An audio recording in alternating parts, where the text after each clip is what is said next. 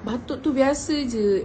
Korang tahu tak ada batuk yang berbahaya? Meh saya share kan. Antara ciri-ciri batuk yang berbahaya ialah batuk lama. Batuk lama ni selalunya lebih daripada 7 hari. So kalau dah batuk lebih daripada 7 hari tu maksudnya ada petanda serius. Antara penyebab batuk ni terjadi ialah tuberkulosis, pneumonia dan asma. Kalau dah makan ubat pun batuk ni still tak okey, baik korang pergi jumpa doktor.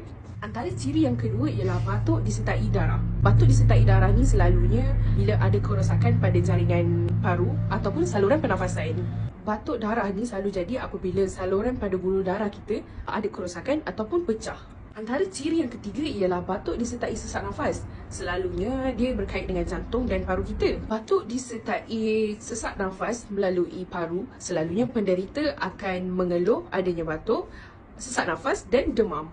Kalau batuk disertai sesak nafas melalui jantung pula, penderita akan selalu mengeluh saat bersenam ataupun membuat aktiviti, batuk berdahak putih dan kaki kedua mudah bengkak. Kalau korang nak tahu info-info kesihatan, korang boleh like, follow and share akaun ni. Thank you!